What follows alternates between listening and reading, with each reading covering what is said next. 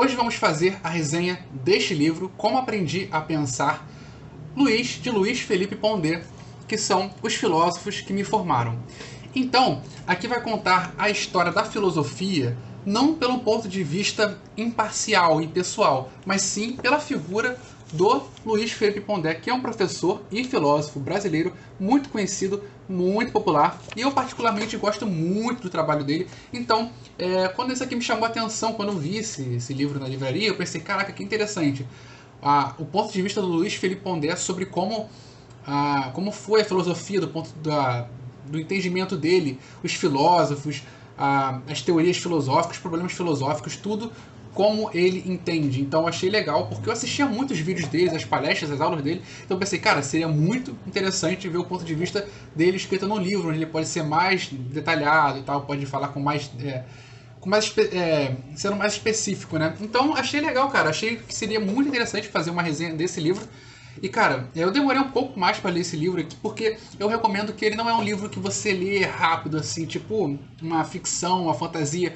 Porque geralmente a ficção e a fantasia você lê rápido, assim, você lê porque você vai dando continuidade a uma história, a história vai passando, você fica preso, então você fica, caramba, preciso saber o que vai acontecer agora, e você fica lá vidrado naquela história, naquela narrativa.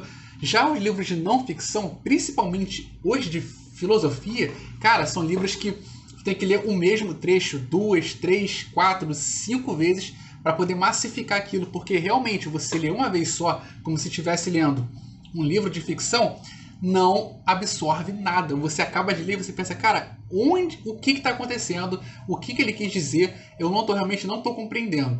Há livros de filosofia onde é tudo explicado de uma forma mais fácil, e ele é voltado para isso, ele é feito já para isso. Como ter uma visão da filosofia mais simplificada. Mas este não é o caso do livro do Luiz Felipe Pondé. Inclusive eu tenho pelo menos mais 2 desse daqui, que são dele, né, no caso, livros dele. E, cara, ele realmente não fala com uma linguagem muito acessível, beleza? Isso já para você entender, caso você tenha tido curiosidade de comprar este livro.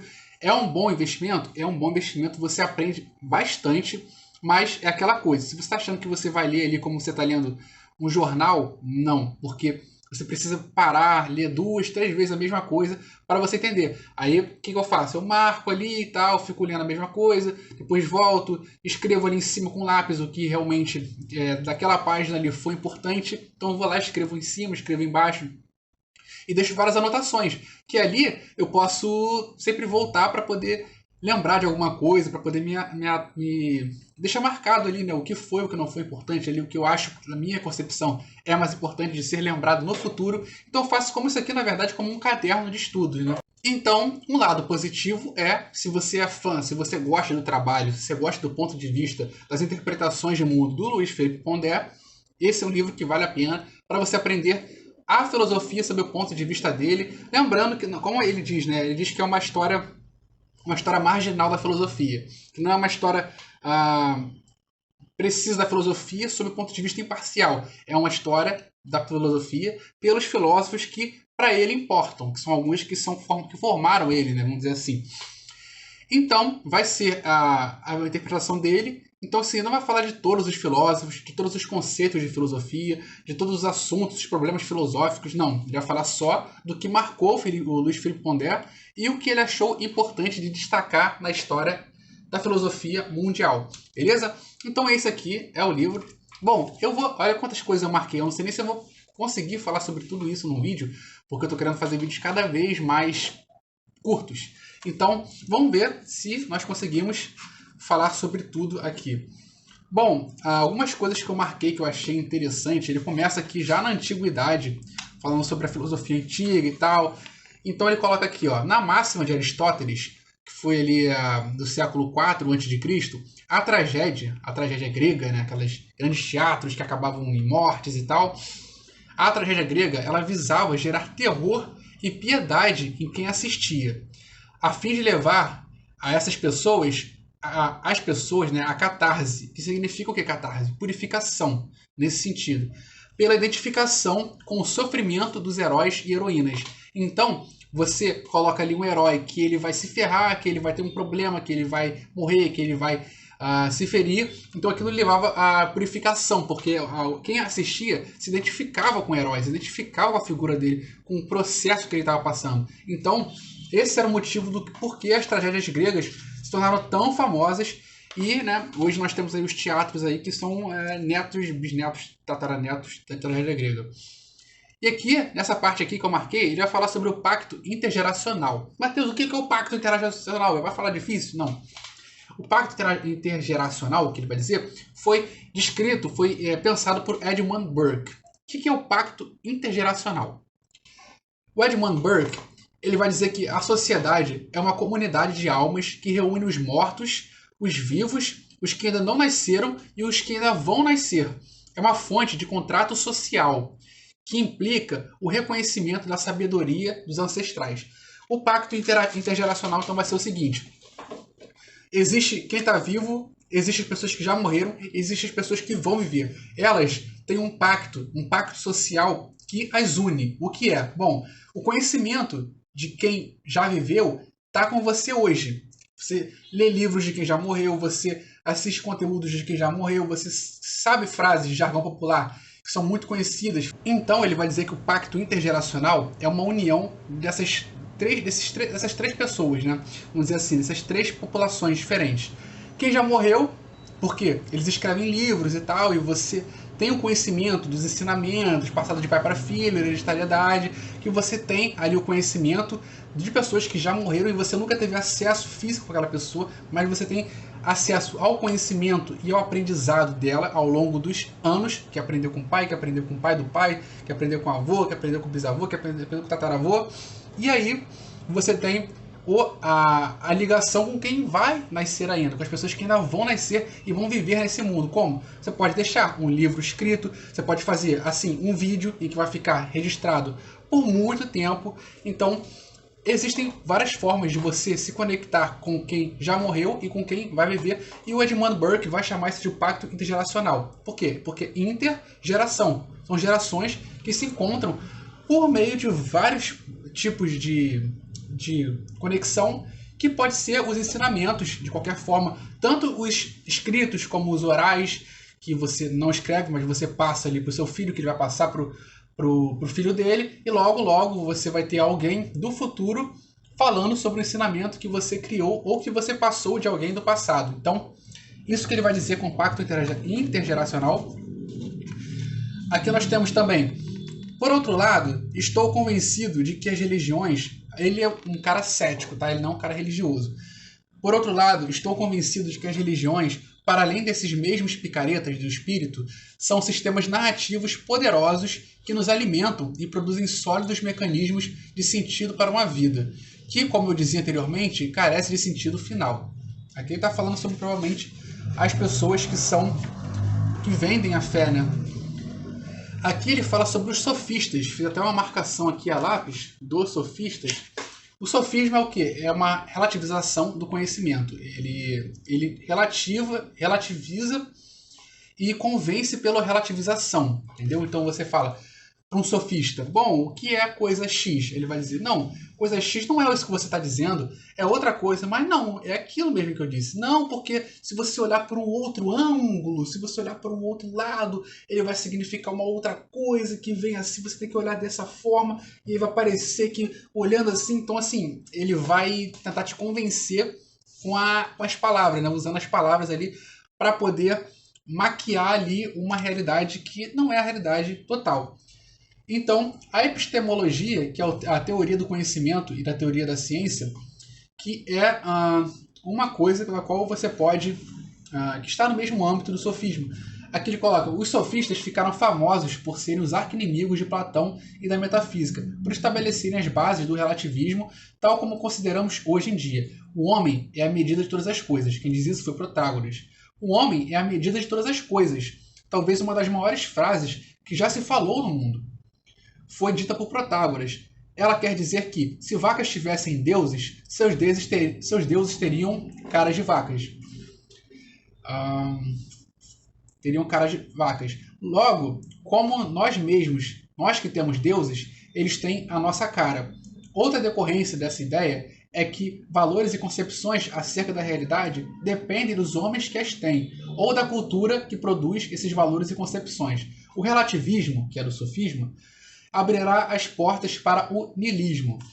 Os sofistas eram simpatizantes e atuantes na democracia, dando aulas de retórica e defendendo aparentemente a ideia de que a Assembleia entendesse como verdadeiro, assim o seria.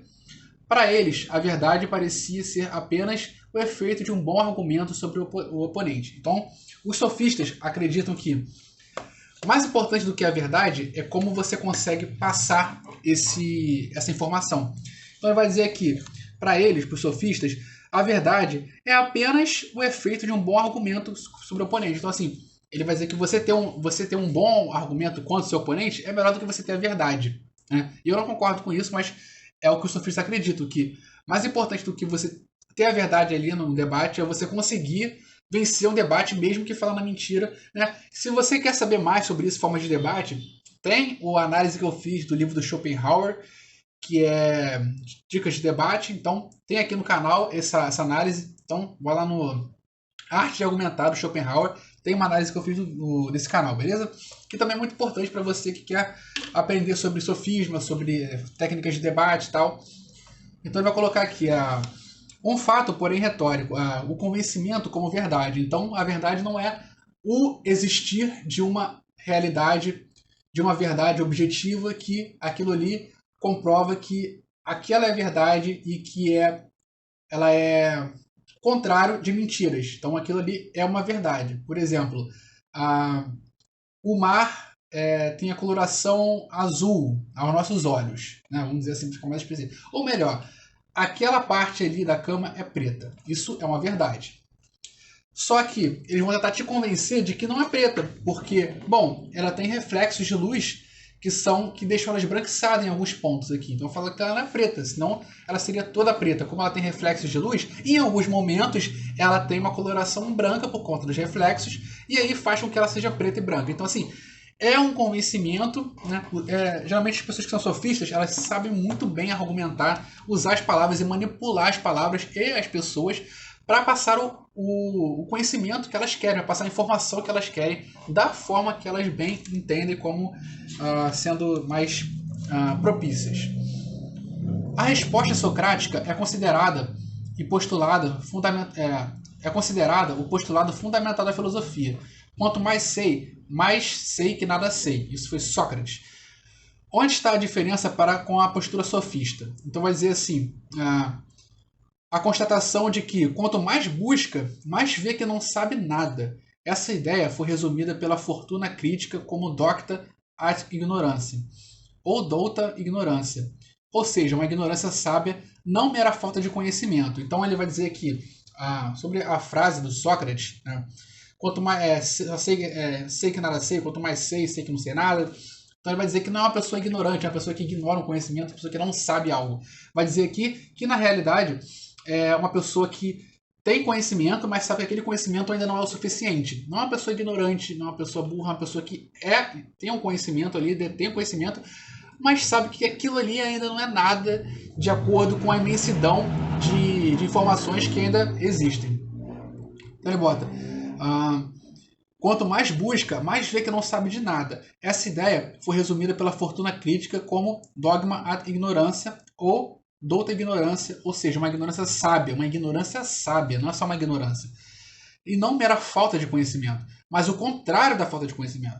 Abundância de conhecimento que leva à sabedoria humilde de que a busca sincera pelo conhecimento produz um reconhecimento sincero de quão longe estamos de encontrar as verdades últimas.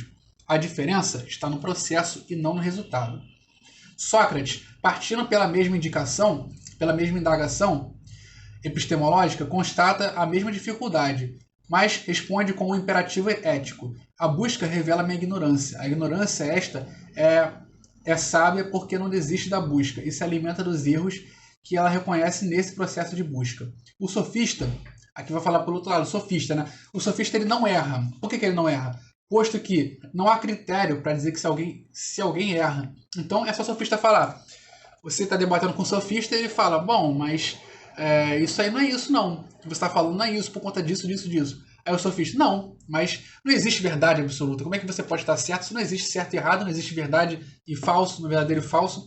Então, ele muda as métricas do debate para poder, né, se mostrar ali como um vencedor. Então, é um cara bem manipulador, né? A mesma dificuldade, mas responde com imperativo ético. A busca revela a minha ignorância. Ou melhor, o sofista não erra, posto que não há critério para se dizer que alguém erra. Ele muda os critérios, fala, bom, o critério para se dizer que alguém erra não é esse que você está falando, agora é o que eu inventei, então, para poder fazer com que ele fuja de admitir de que está errado, né? Mudando as regras do jogo para dizer que não, eu não estou errado. Pelo contrário, quando encontrei, aqui vai falar sobre o darwinismo, né? Então, assim, ia falar sobre todos esses pontos. Tudo que eu li tá aqui, nessa parte aqui. Essa parte aqui, né, faltava ler. Eu ia ler todas essas partes, mas o vídeo está ficando um pouco grande. Para os padrões que vocês postam, né, que eu botei na enquete aí, qual o tipo de duração? Vocês falaram que era de 10 a 20 minutos, mais ou menos. Mas seria mais interessante. Então, tem bastante coisa para falar. Mas, enfim, eu não vou fazer uma análise muito longa, porque eu preciso fazer mais curta, né? Porque para os padrões do YouTube é melhor vídeos mais curtos. Isso aqui já está ficando até um pouco longo.